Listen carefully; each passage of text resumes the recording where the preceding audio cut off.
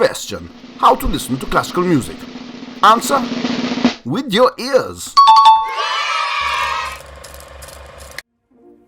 I'm not entirely joking, but it's a more complex subject. For, to quote Dickens, it was the best of times, it was the worst of times. There's never been a better time to listen to classical music, and yet there's never been a worse time.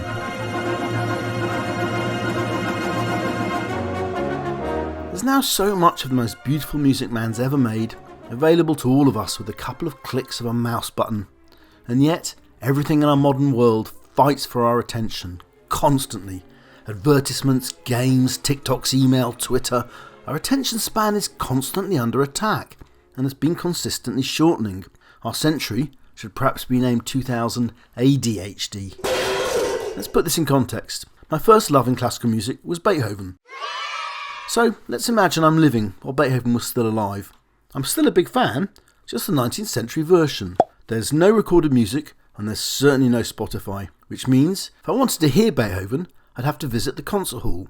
That means sitting down and listening from beginning to end whilst the music is playing. No pressing pause and making a cup of tea, no checking my phone.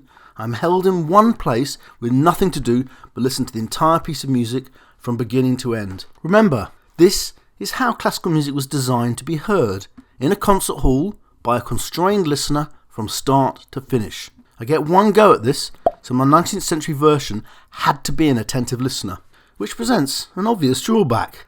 Take for example Beethoven's Ninth, premiered in 1824, in Vienna, that is. I'm from England. If I want to hear Beethoven's Ninth, then assuming I'm not taking the 2-week journey to Vienna, I'm going to have to wait an entire year before the Ninth's premiere in London. And that's assuming I can get a ticket. And then of course, I just get to hear it once. Nowadays, just press play. How easy is it? And there's not just one Ninth to listen to, but dozens, even hundreds, different versions by different conductors from different times, audio versions, recorded concerts, flash mobs. It really would have boggled my 19th century brain.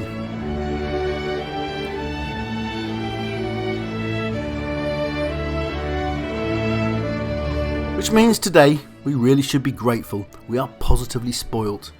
But being spoilt causes its own problems. With everything else fighting for our attention in our ADHD age, we have to give classical music the time and attention it deserves if we want to truly appreciate it.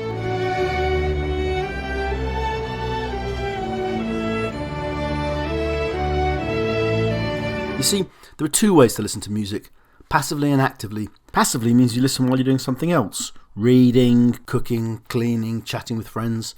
But to really enjoy and appreciate classical music, we are at some stage going to have to actively listen to it. That means sitting down, preferably with headphones, and doing nothing else but listening to the music itself. This doesn't mean you can't use passive listening with classical music, quite the opposite. When I'm engaging with a new piece of music, I start with passive listening, putting the music on in the background whilst I'm doing something else, letting my subconscious become attuned to the sounds and picking out some of the more memorable bits. But at some stage, I will have to engage in active listening, and in our modern age, this is hard. Just remember, this is how the music was designed to be heard. Before the invention of recorded music, you had to go to a concert hall or an opera house or a church to hear the music. These options are of course still available, and I highly recommend them, but most easy, with the gift of technology, is simply to use YouTube, Spotify or whatever audio service you like and listen to the stuff yourself. Take short pieces first, easy pieces like Vivaldi's Four Seasons or Pachelbel's Canon in D.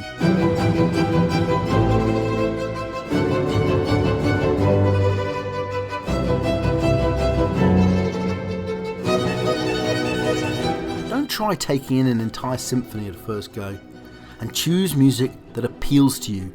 Listen out for what you like and then follow that.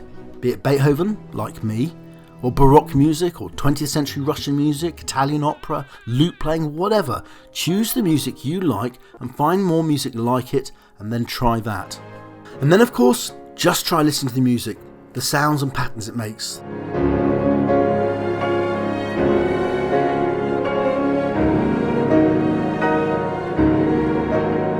The more you do this, the easier it becomes.